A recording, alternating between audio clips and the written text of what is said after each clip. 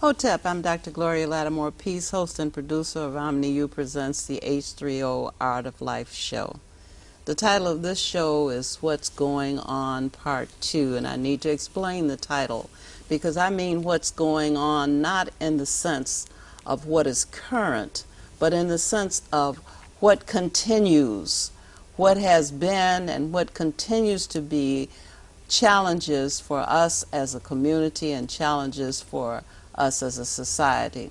And so I'm calling it Part 2 because Part 1 was the song itself that Marvin Gaye wrote, and he said, "Mother, mother, there are too many of you crying. Brother, brother, brother, there's too many of us dying. We've got to find a way to bring some understanding here today." And so that's why we call this What's Going On, because we want to look back and we want to look at currently what our situation is, and perhaps optimistically if we can, or at least realistically into the future. And I have some very good guests with me today. I have Laurel Stradford. I knew I was going to do something with that name. You know why? Because I wanted to say because that's how I've heard it. But then you told me and spelled it out for me. So forgive me. It's quite all right. I'll be happy to tell you the story of how we got that name. I want to hear the story. Okay. And then I'm going to introduce your sister, Dr. Leslie Stradford. I got your name right. You did. Okay, and she's professor at University, what is this? I can't read my own writing. Laney College. Laney College in Oakland, California. Right. Okay. So having gotten that sort of out of the way, I want to come back and find out how you got the name Stradford.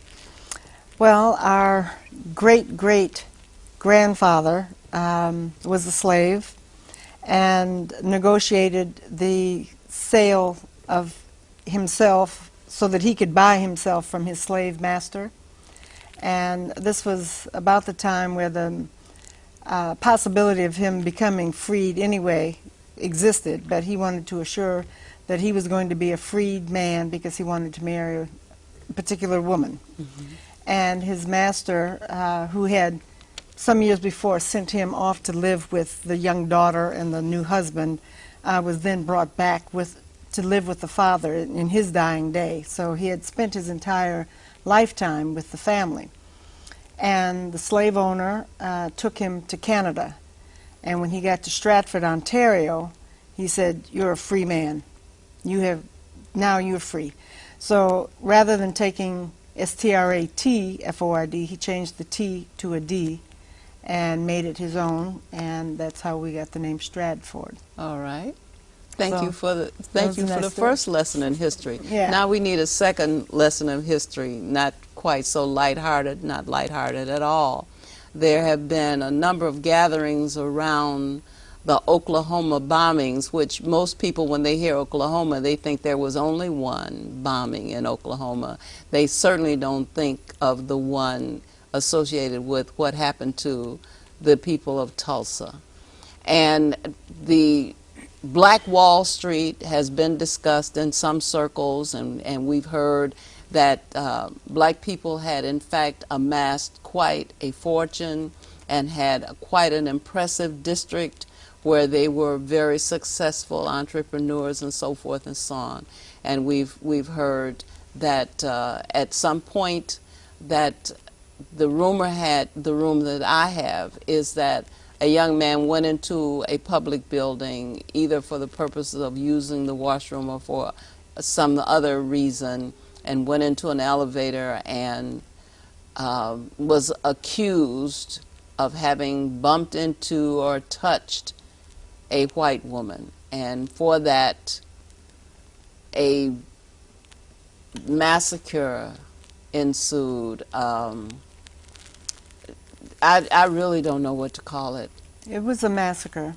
So but because this was part of your family history, right, I'm so glad that you are here to set the record straight, because I know that there are books about this, and sometimes people take things from secondary sources and even sources more remote than that. Right. But I'm happy that the two of you are here to talk about that event, because that event has not had the kind of currency that it should. So we will know what kinds of things can happen in this place, so that we will be like other people who say never again. Right. Because if it ever happened once, it could certainly happen again, unless we vow that it cannot be repeated. So go back as far as you like and tell the story in whatever chronology you want to use. All right. Since we touched on the Tulsa story itself, I'll save our own personal things for my sister to talk about. But the Tulsa race riot of May 31st, 1921 was probably considered one of the best-kept secrets in American history, in that even the next generation, the children of the survivors, didn't know anything about the riot. It was just absolutely not discussed in Tulsa. I think for a number of reasons. For the whites, I think because it got so out of hand that they didn't talk about it, because of, I think, frankly, a lot of them were appalled at to what level this massacre escalated. I mean, it was like a raging fire that just took out Tulsa, the Greenwood district of Tulsa, Oklahoma. And blacks, I think, were a little superstitious. You know, sometimes we don't want to talk of evil for fear of bringing it back to life. And therefore, nobody discussed it for years and years. And we heard about the riot from the time we were kids. And I remember talking about it when I was younger, and people were looking at me, and I was young at that point, 10, 15 years old, and people said, "What are you talking about?" And so I questioned myself, because I got so much negative rebuttal on this bit of information I was trying to share, so I kind of closed down on it as well. But recently, in the last 10, 12 years, since I've returned back to Chicago after an extensive corporate life, and because of the death of our aunt, Jewel LaFontaine, I was handed the responsibility of heading up the Stradford Awards, which is now in its, I think it's the 20th year, where we give awards to students who are interested in the legal profession, in the name of C.F. Stratford, our grandfather. And when I first took on that responsibility, I kind of for myself as well wanted to explain why we were honoring C.F. Stratford and what made him the man that he was, and that was because of the father he had, who was J.B. Stratford of Tulsa, Oklahoma. And J.B. had an extremely interesting history, and we are lucky enough to have a record of that he wrote once he got free of the Tulsa race riot. But J.B.'s dream was always to have a hotel. He started out small. He had the shoeshine concessions in several little towns in the Southwest and in the South, and then pool halls, and he graduated into having more and more finances available to him to build his dream, which was the Stratford Hotel. And it was 8-story, 64-room hotel. Main floor had a pool hall and a bathhouse for those who needed it, because it was the Wild West after all. You know, the streets were hardly paved, most of them, and there was a great need for these kinds of services. And in the process, along with so many other black Tulsans, became a very, very wealthy man. The dollar changed hands, you know, maybe 100 times before it left the community. Unlike ours, we don't even get our hands on it, you know, before it's gone. And the Tulsa district had the reputation of having a large community of very wealthy, very educated people who invested in their families and in the community and the property around them. The children's reading levels were some of the highest in the country, and per capita there were more young black children who could read. And so it just began to build. And when people were passing through, it got the name as the Black Wall Street, because some people from New York came through and they said, oh man, this looks like, you know, our Wall Street, except it was in the black community, because there were theaters and schools and all sorts of businesses, hotels and so on. But one night, or one afternoon, a young shoeshine, not in our grandfather's hotel, had permission to enter the building in front where he was working, to take the elevator to the top floor, because there was a men's room there. And as the story goes, he tripped on entering it, he bumped into the girl, she called rape, and then he was arrested. Just to jump ahead a little bit, there has been all kinds of speculation that that was not actually the case, that they had a relationship before and they just happened to get caught. And so to protect her position, she called rape. And so the young man was arrested eventually. He ran at that point, but they found him and put him in jail.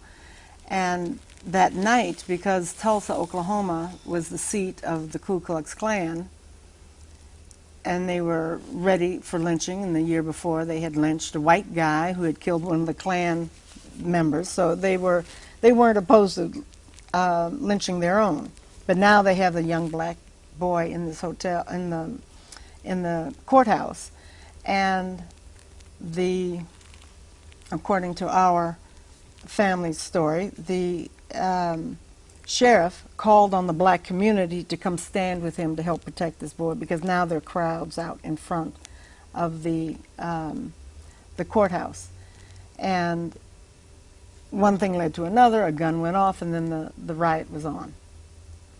And it went on for 3 days, and they just disseminated, burned down, stole everything that they could in the black community. And it was the first time the United States has been bombed from the air, and it was by the Tulsans on the black community. And that's, it's an interesting aside that if you remember back in the 60s, maybe that's not quite the time frame, but I'm thinking the 60s, the Gap Band was around. And they were, interestingly enough, from Oklahoma, Tulsa, Oklahoma, and they took the name Gap because the Black Wall Street area was bounded on 3 streets, Greenwood, Archer, and Pine, G-A-P. And their first song was You Dropped the Bomb on Me. Oh, yes. And it was very interesting because at the time, I didn't even make the connection, given our own history, but you know, we were young, teenagers. I was misunderstanding what the message was in this song, but it was talking about the bombing of the Tulsa Greenwood district. My recollection, because I saw a film about this, my recollection from that film was that there were white citizens who actually drove trucks into the black community and moved furniture, just dispossessed black people of their personal belongings. And that was after they'd murdered them, you know, because they came through and killed hundreds and hundreds of people, and they're not sure whether it even goes into the thousands, because a lot of people just left and never came back and went missing. You know, they didn't bother to count the bodies that clogged the Arkansas River that they, you know, is where that was one of the dumping grounds. And as it turned out, you know, it clogged the water, it poisoned the water, so then the white Tulsans also had no fresh water to drink. So it was just, it just got to be a horrible, horrible thing. And they were shooting from the airplanes. You know, they took aim with rifles and Molotov cocktails. And part of it was that when the blacks were forced back into the Greenwood district, because our grandfather's hotel was the highest building, some of the men went into the building to look from the roof to see what was happening, what was going on. And in some cases, the hotel was the focus of the bombing. It wasn't the entire focus, it was everything there. But and to just sum it up and let my sister have an opportunity, it was 80 years later that our great-grandfather, J.B. Stratford, was exonerated from responsibility of inciting the riot. He was brought here. How would he have been blamed for inciting a riot? Because he was one of the richer men. He was a leader of the community, and he had followers and people who believed in him, and lots of whites who hated him. Although there were some whites that were business people who respected him, and that's part of how he and his wife were reunited, because they were both put into camps, separate camps, and with little tags that said you either worked for a white person, therefore you could have access to going back to work, or otherwise you stayed in jail. But I know that you don't think you can gloss over this mention of being put in camps. What are you saying? They put up refugee camps? yeah, and there were places that, like the gymnasium or the grounds at the school, they kept control of everything that was going on until there was nothing else left. So they came through the community, they murdered people. Right. They And there were threw people them there in that- the river. One Yeah. of the first drive-by shootings. Okay. When you have people who would come through the community, they would unload a truck. They would go into a person's house, take the individuals out, march them with their hands held high to a concentration camp, basically, to a campsite, where they would be held. In some cases, even marching them with their hands held, drive-by shooters would come in and just mow them down. And so many of the people, sorry to interrupt, so many of the people were, the men were veterans. Murdered. Veterans, and they had served overseas, and they came back, and they found some that were shot to death in their uniforms. They thought going home, putting on their uniforms to say that they were Americans, they fought for the liberty of this country, and they were still shot in the back of the head. And so many of the survivors that are left, when Leslie and I first got involved with this whole reparations program with Dr. Ogletree from Harvard, who is heading it up along with Johnny Cochran at the time, but now Johnny's gone. But Charles Ogletree now is being involved with making sure that the right people are hearing this in Washington. In fact, we went to sit before the Black Caucus with the survivors that were alive at the time. Now they're like 3 out of, I don't remember, when we first went to Washington, there were 15 or 16 very old people. And I remember the first time I went to Tulsa, I was invited by one of the congressmen that I had met just through this, and he was from Tulsa. He said he did not even know himself about the race riot until he was in high school, and he had a substitute teacher or a student teacher from the North who said something to the class about the race riot of 1921. He didn't know. And Don Ross, Congressman Don Ross, who's now retired, was the one who wrote the Reparations Act for Tulsa, Oklahoma. And where were the law enforcement officials? They were part of the vigilantes. Deputizing all of the other members Okay. of the white community that were there Okay. to help protect their area. The black community, like it is even today, is very segregated, was very segregated from the rest of the community. And so when there was an opportunity to relieve themselves of the responsibility of that particular community. You have to remember, during the 1920s, Tulsa was very wealthy with oil money. And so not only were the whites benefiting from it, but the blacks were as well. So you had many very wealthy people in that community, very well-educated people in that community. In fact, just to add, there was a surgeon there that the Mayo brothers, who have Mayo Clinic, said that this gentleman was the best surgeon in the country, black or white.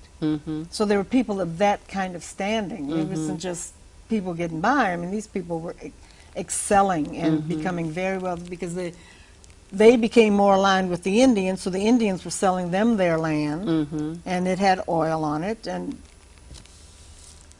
so there was a benefit. But it also meant that there was jealousy.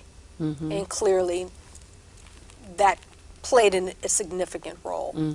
And so there were 6 aircraft that were in the Tulsa airport. All 6 of them took to the air. They dropped incendiary devices over the Greenwood community and burned 10,000 people's homes to the ground. There was nothing left standing.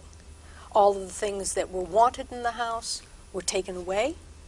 The children, in some cases, were killed. When I started talking to some of the survivors, it was very interesting to me that one of the things that they said was that there was a young boy who was still living that had hid underneath the bed, he and his sister, and they could see the shoes of the people who were coming in, and they would take all of the good things from the house. They said they knew the difference between sterling silver and just, plate. They took the good sterling, they damaged the piano. Just the fact that, someone has a piano. And you remember the woman who had the piano said that they were wealthy enough that her father had the piano built for her. This was before they had warehouses full of pianos and you go pick up one. He had asked that this piano be built for his daughter. And so that talks to a certain kind of acculturation. And these 2 children underneath the bed were able to find their way out of the back door just in time to see their house go up in flames. And they were saying that it was the first time that they started seeing 4 and 5 and 6 and 7-year-old children dying from heart attacks. They were literally scared to death. And so the whole community was wiped out. 10,000 people with no homes. Those individuals were taken into a campsite where they had pitched tents. Some of them made it. I remember hearing someone talking about the fact that he had been taken out of one of the camps because he used to bale hay. And he was told by one of the sheriff's officers to help them bail the black people that had been murdered, and that he was bailing perhaps thousands of people. How do you bail people? They had them on trucks and they just bound them up. And in fact, one of the white survivors, he was young at the time, and it was very funny, not funny, I shouldn't even use that word, but it was interesting. When I went to Tulsa, and I'd been there a couple times now, but the first time it was for, I had co-produced a play about the Tulsa race riot when I was at Chicago State University. And for the 80th anniversary, I asked to take the play, because we had such a following with this play here in Chicago. I had no idea there was such a Tulsa community. And all of a sudden there were all these people coming to see the play at the school, and people were bringing mementos, the badges that they pinned on the people so that identified where they belonged and who they were in terms of this after the riot. We took the kids down, and it was really a difficult thing because I wanted, and I approached the educational system so the kids could come see the play, because we were using kids on stage to perform. And there was a lot of rejection to the whole notion because they were like, no, we don't want you coming down here causing no trouble. And it's like, no, there's no problem. I mean, really, the story was a heartfelt, honest reenactment, but it was no anger. It was just about opening or lancing a boil. Let's get this poison out and let's heal. And eventually I convinced them to let us come down there. But I have to say, every white person I met when I first got there, I had almost a chip on my shoulder, because I just assumed every white person was going to be sympathetic to the other side in this issue. But I was very interested in how many people, white people, who witnessed the same slaughter. This young man, he saw bodies being dumped in the cemetery in a big hole. To this day, he says those bodies are in there, and they have scanned it with all kinds of equipment, and they see that there is a mass under the ground, but the government has not allowed that it should be dug up to find out what's there. They're trying to just keep it covered.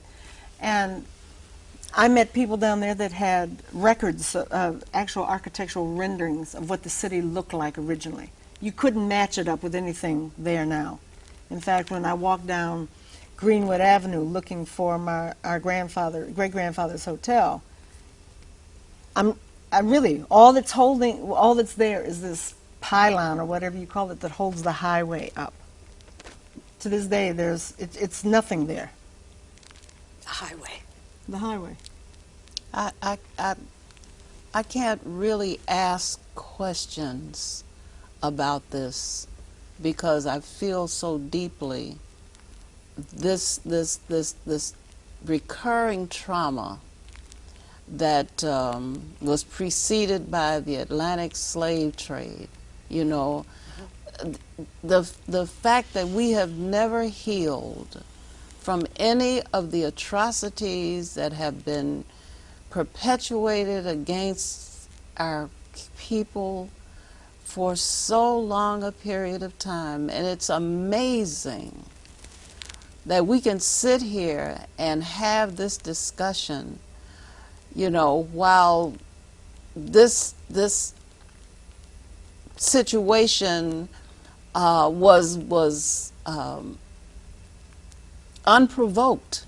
Yes. You know, that in other words, you can learn from history if you know what the lesson is about. Mm-hmm. But how can you know how to avoid being slaughtered? You know, how can you know how to account for some story, real or imagined? And I have to say real or imagined because there's so many stories of lynchings where some female has cried rape and it hasn't been substantiated at all, or someone was accused of stealing a chicken, or someone whistled at some woman, or it seems to me that they didn't really need a reason, you know, because certainly those reasons were not sufficient to take a single life. But when you take an incident like this and you want to make an entire community responsible for this this allegation, you know, you're going to take reprisals on an entire community and in such an atrocious way. You know, how do you get the stomach? Well, can you imagine? Yeah, I can only think that because it was kept quiet so long was the other thing that amazes me. That an atrocity, absolutely it is, but that nobody wanted to talk about it. I think that there were so many issues that were going on at that time. Even more recently, we all have had these kinds of experiences in a lesser degree. I don't think I've ever heard of anything that was as devastating to a community and to a people as what happened in Tulsa, Oklahoma, the massacre that happened in Tulsa, Oklahoma in 1921. But I think that what came out of it, and I'm going to try to be positive here, is that for my family at least, they felt that the only way that they could change the circumstances of such hatred and such bigotry was through education and through the law. And so my great-great-grandfather, who had the hotel in Tulsa, my grandfather, who saved his life by taking him from there to Chicago. In fact, we were always told that great-grandpa, J.B., used to say there's no greater gift a man can be given than to have a son who saves his life, because Grandpa went and got him and brought him here, and as a lawyer had him held here by writ of habeas corpus, so they could not make him go back and stand trial.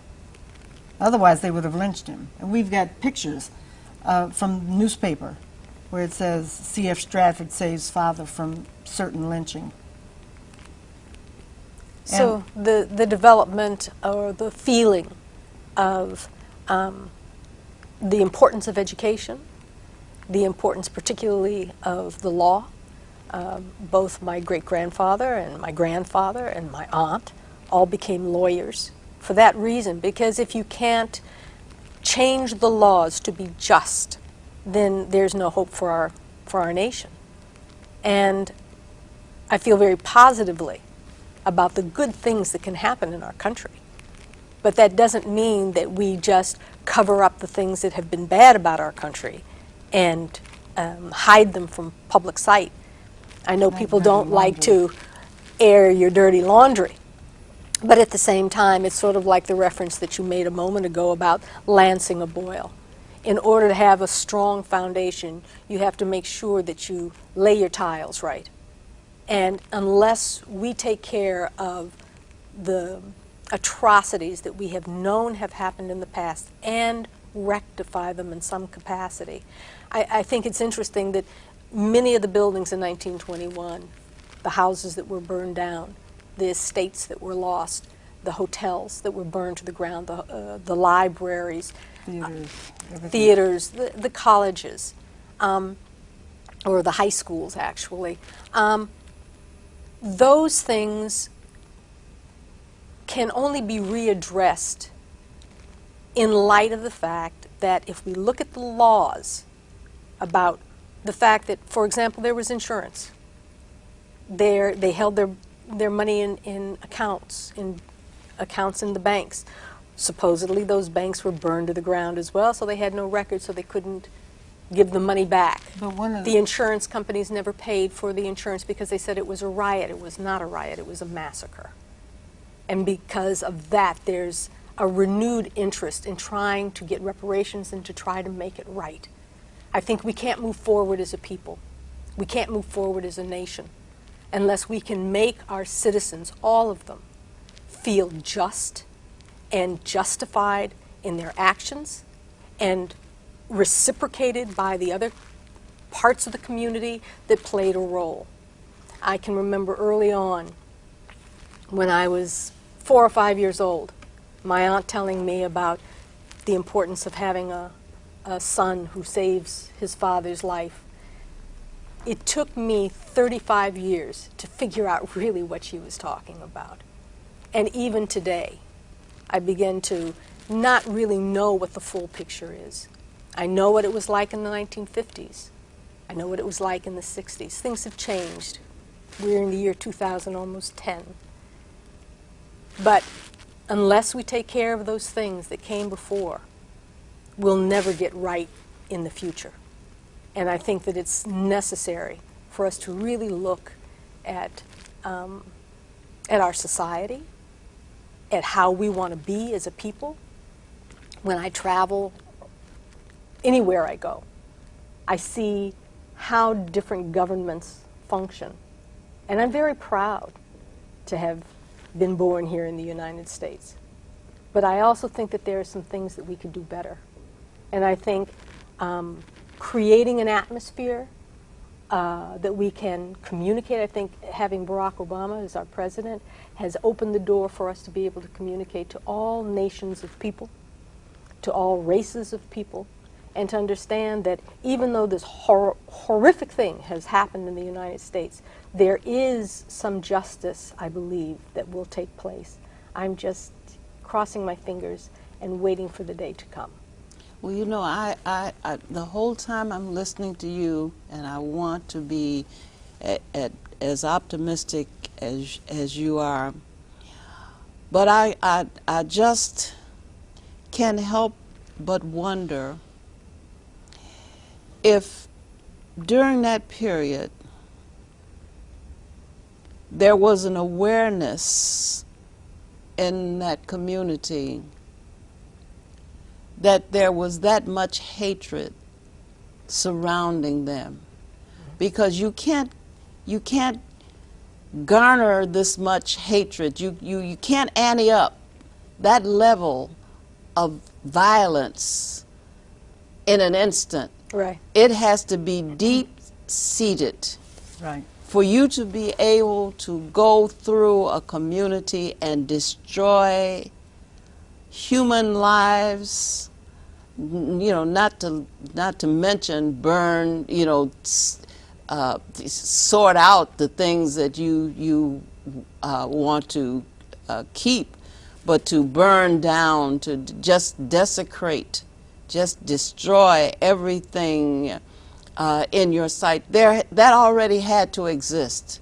Absolutely. And it had to exist at a sufficient level. You cannot massacre 10,000 people with a handful of people. You had to have not only those people who actively participated in that, but you had to also have those people who looked the other way, who did not lift a hand, who did not open a door and offer refuge to people who are fleeing for their lives.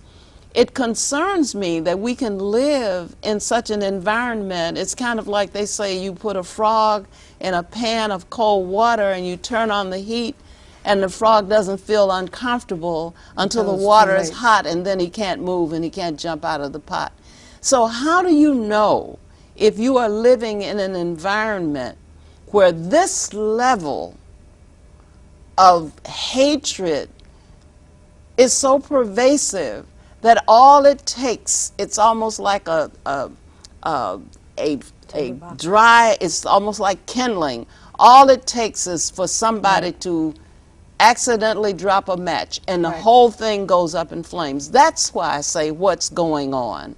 Because if that, when you look at the vitriolic responses to many of the president's propositions, his proposal now for health care reform, people are losing their minds because he simply wants to try to give everybody some sort of chance to be cared for in sickness.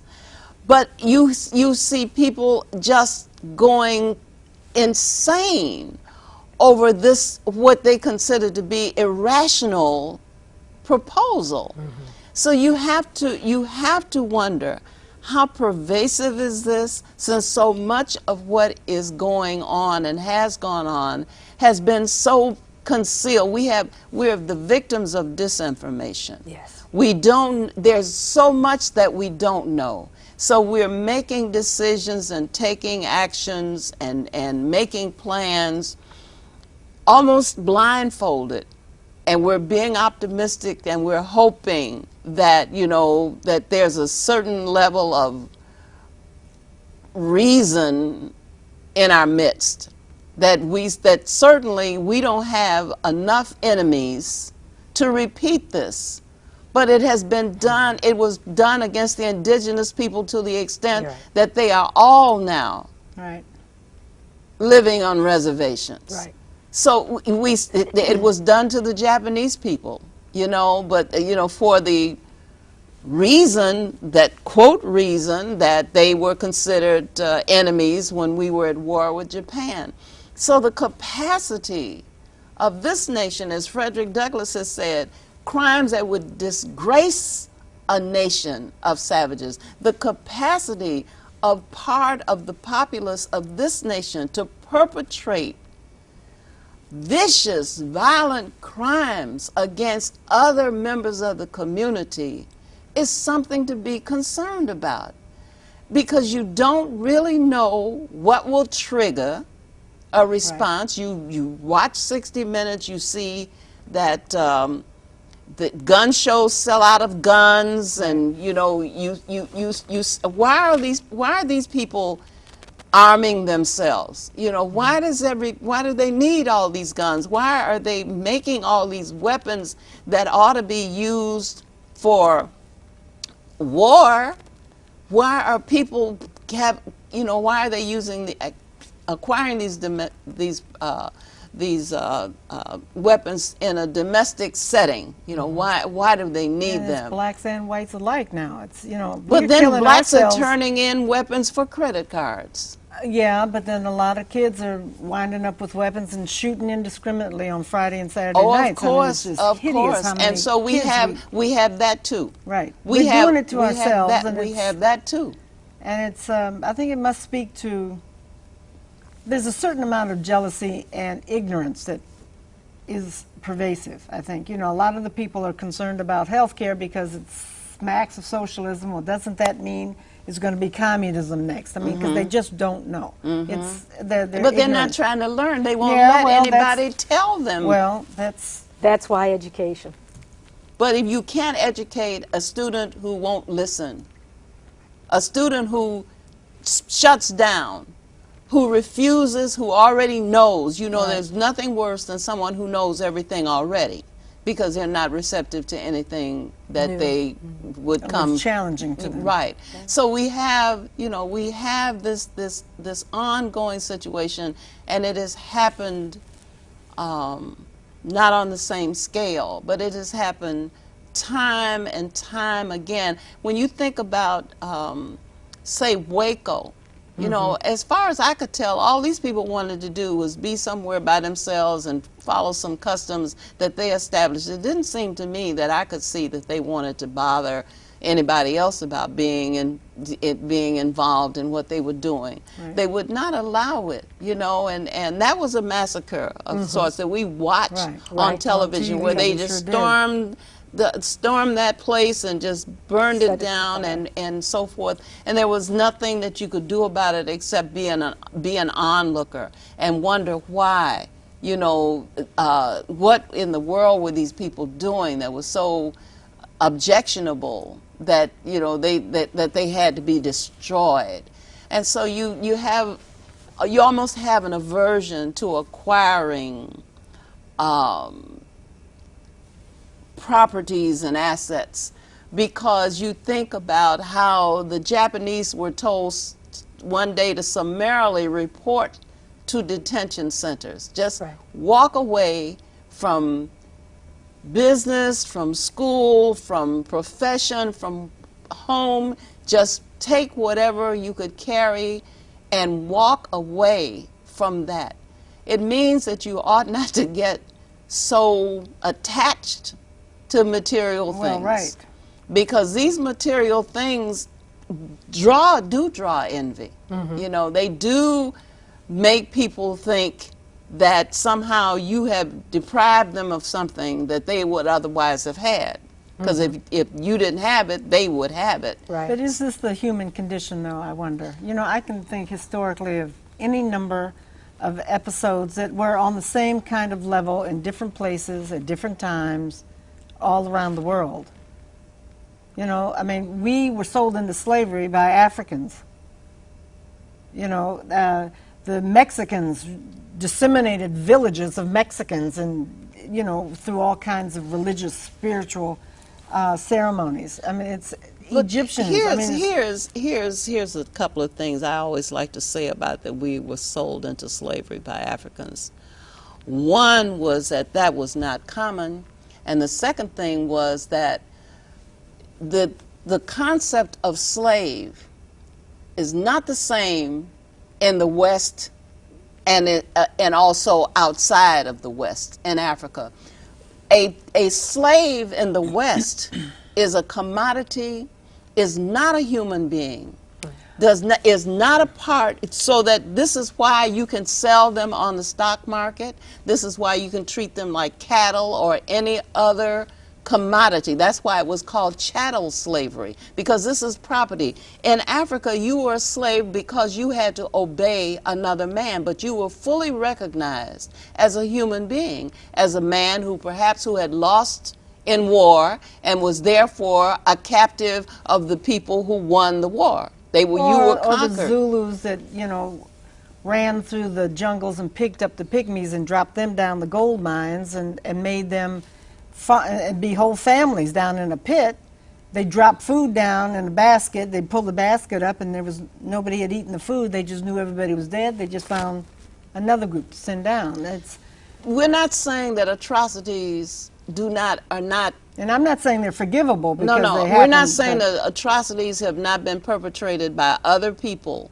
But what we're saying is one set of atrocities do not justify another set. You're right. And you would never find Jewish people saying, well, we had our Holocaust, but other people had their Holocaust too. No, they build a museum. They have a vow. Never again. This will not happen again. They teach their children They make it a part of the public school curriculum. Right. You must teach this. Right. Because we will, and any affront, whether it's a name, if you call them by a name that's offensive to them, if you say something derogatory about how they do business, they have the Anti-Defamation League who is sitting right there, and they are ready to descend upon you. So we understand that we have to be alert to the possibility that there would be people who might not like us and who may do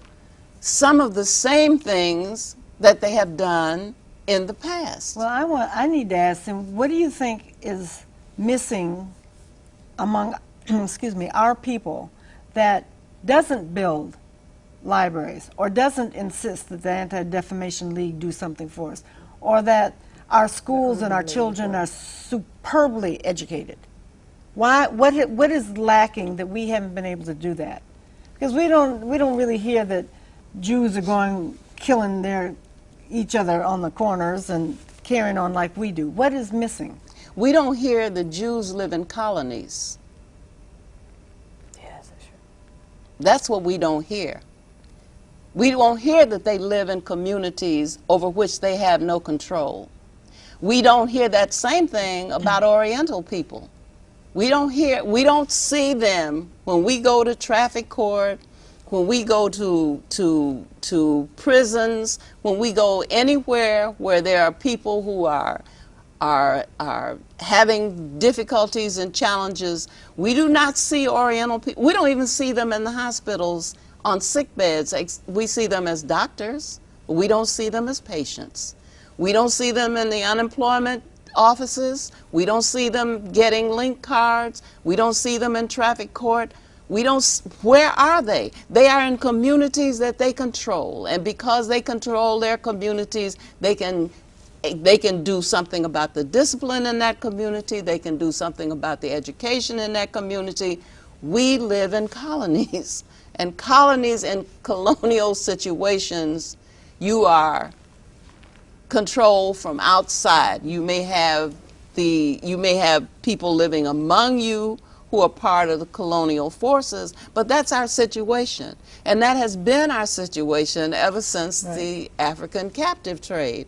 And when I went to Senegal, the first time I went to Gorée Island, and I stood there in this place where the auctions took place and where the holding pens were, where they kept the captives, and how they separated the men from the women and the children from their mothers.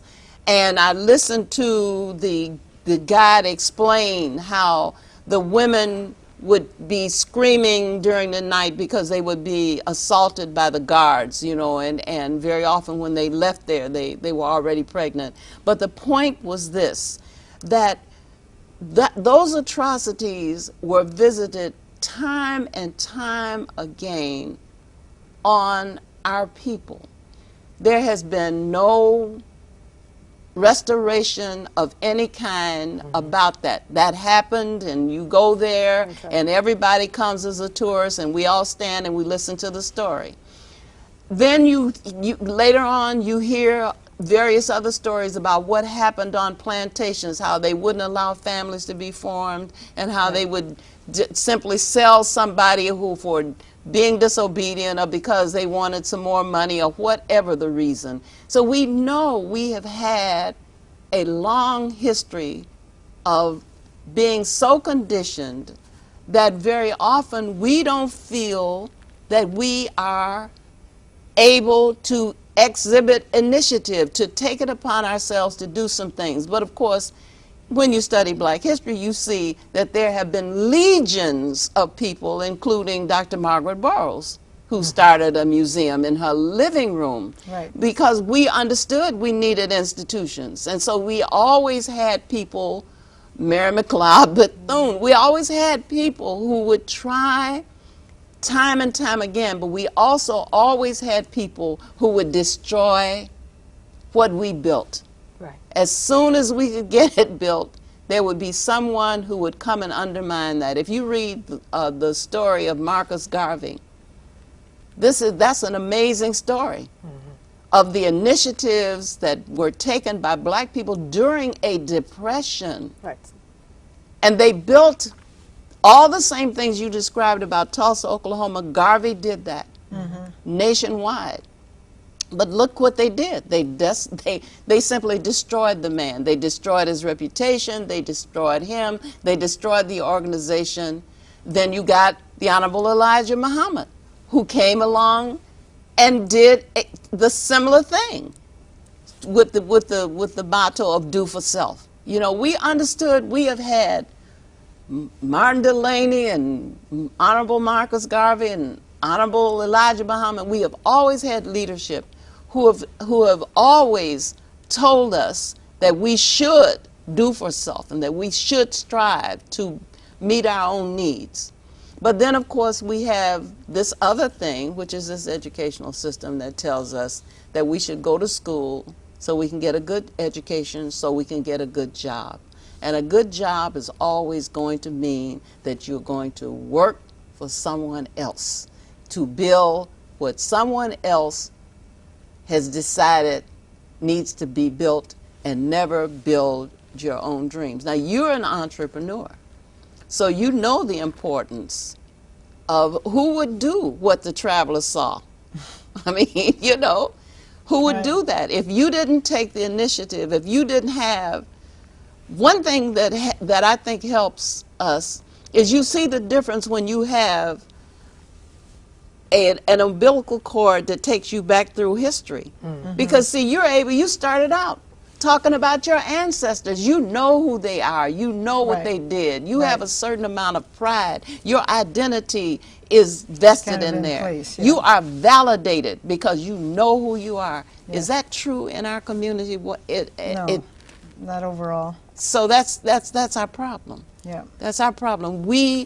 You're uncovering, you're coming out, you're bearing witness to what happened, the disconnection, the disruption.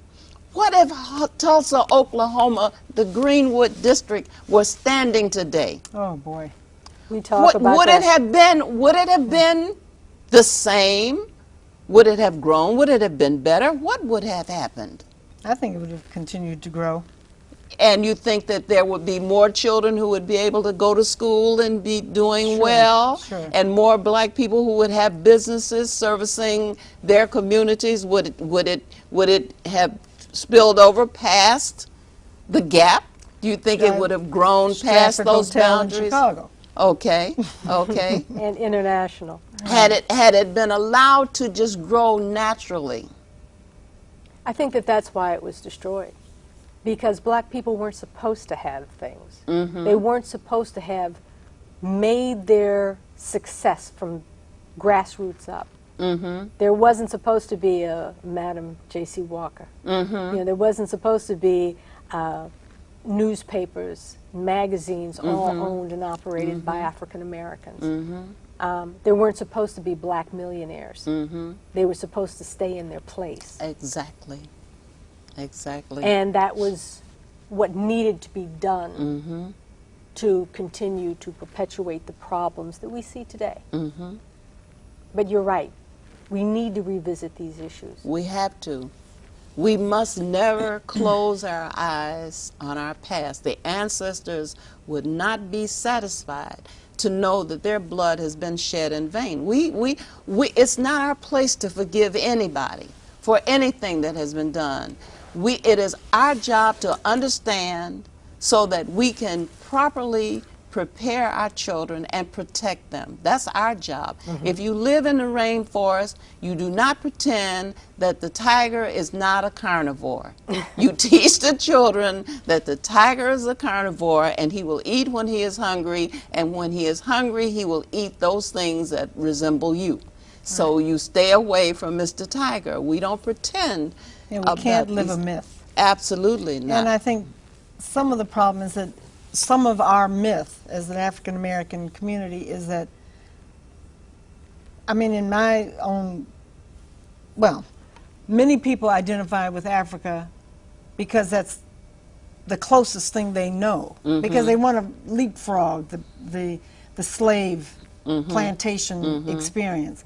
But many people have never been to Africa. They don't know what it really means to be standing on the planet, I mean on the continent. And I remember, and we both travel a lot, and I happened to be giving a major speech in Ghana the day that Mandela was elected. And I was rehearsing it with my sister, and I couldn't get through it without crying. I was boiling over with pride. I couldn't contain it. I just couldn't get through it. And she said a few words to me to, you know, help me say, come on, you're going to get through this one. But to be able to see, you know, real accomplishments and to see the culture and the traditions, and to know, not just learn what the Adinkra symbols mean, for instance, but to know what they mean, to know what it means to the family. And it was an interesting experience when I took these kids, too, to Ghana. First of all, they were overwhelmed that they were in an airplane for that long. Ghana was, you know, it was just another thing until we really scratched the surface a little bit for them. So it's kind of hard when you're living a myth. If you don't really know, if you can't figure out what the foundation is, you can't really grow too high. Right. It's just going to be a rocky ride there for a while. So there'll be another gathering of this, of The Reparations Committee. Committee. September, October. September, October. And from my understanding, it will be at the Harold Washington Center at 47th and King Drive. All right. Well, I have to say adieu, or Hotep, Ciao. because I've been seeing the prompts here, and I thank you so much. You have been such wonderful guests. And Well, I'd really like to thank you for giving us the opportunity to speak together about our family. All right. It means a lot to us. Well, your family is typical of our family in terms of the kinds of things that we have had to deal with and still have to work our way through. And I thank you so much, the Stradford sisters. And I put down L. Stradford, then I realized you're both L. Stradford. We can share all that monogram stuff. Oh, okay. Thank you so much. Thank you very much. Hotep.